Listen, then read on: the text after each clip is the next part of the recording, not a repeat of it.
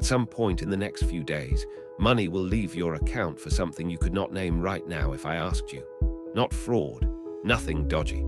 A payment you agreed to once on a sofa in about 4 seconds, possibly to watch one specific program, possibly during a free trial you meant to cancel in 2023. And it isn't alone. Behind it, in the dark of your bank statement, is a whole queue of them. Quiet, small, polite little payments, each one individually too boring to think about, marching out of your account every month in single file forever. No shopkeeper, no till, no moment where anything is handed over. Just a soft, continuous draining, engineered to sit exactly below the threshold where your brain bothers to notice things.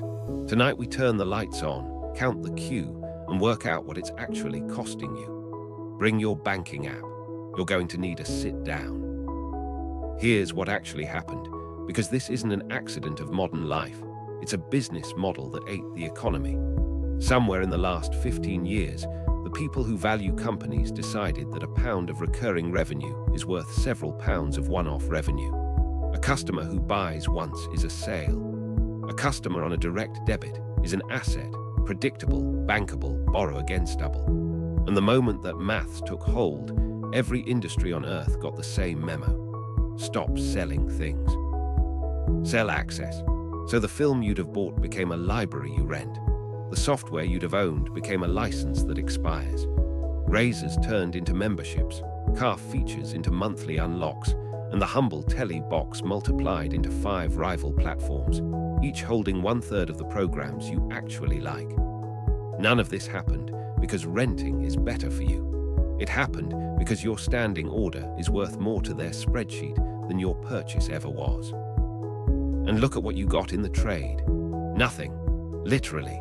Stop paying and the library vanishes, the software locks, the storage full of your own family photos politely threatens to delete them. We swapped ownership for access and nobody held a funeral. And then they engineered the price. $9.99 is not a number, it's a sedative. It exists because the human brain files anything under a tenner as a rounding error and refuses to multiply it by 12, let alone by 12 again, for the other 11 direct debits stood behind it. You did not choose to spend hundreds a month. You chose $9.99 over and over in isolation, exactly as designed. So let's do the multiplication your brain has been dodging, using a completely ordinary household.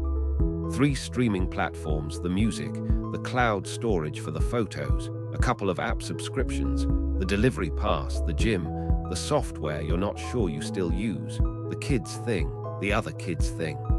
Nothing extravagant, nothing you'd blush at. Stack it up, and a perfectly normal household is somewhere between £200 and £400 a month, and most people's guess, when surveyed, lands at barely half their real number. Now translated, because you know this channel's rule. Money is spent net, but earned gross.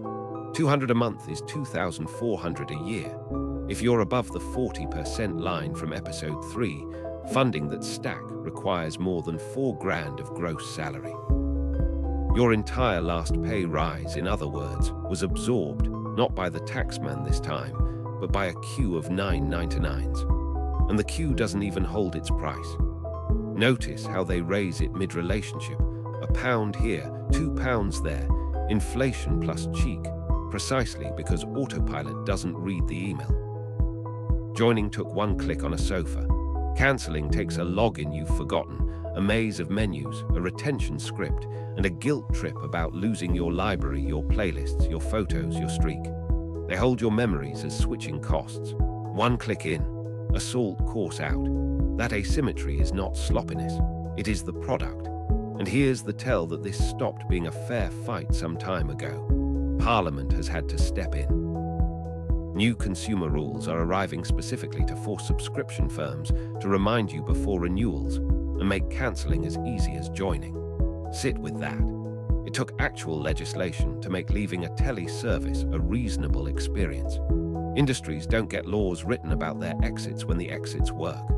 And the long-run bill for all this politeness, £100, a month of unnoticed subscriptions, redirected into the box from episode 8 for 20 years, is 50 grand. That's what the queue is quietly costing. Not a tenner, a deposit. Write the fix, and I promise this is not about cancelling joy. It's an audit, then a system. Step 1, tonight, the archaeology. Open the banking app, go through 3 months of statements, and write down every recurring charge. All of them, including the annual ones that ambush you each spring. Step 2, apply the only price rule that matters from now on. Every subscription is its annual number. $9.99 is 120 quid. 30 a month is 360 a year.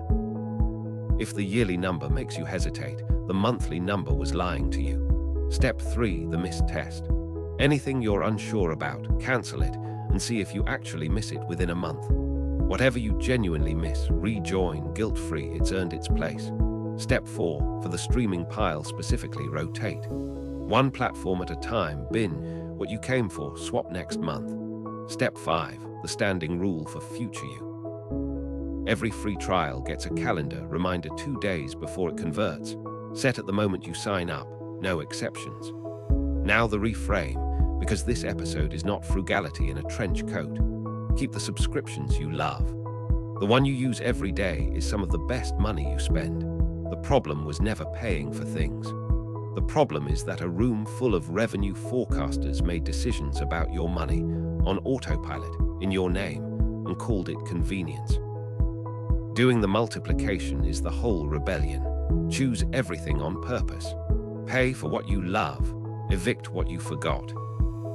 So here's your one job tonight, and it's the archaeology.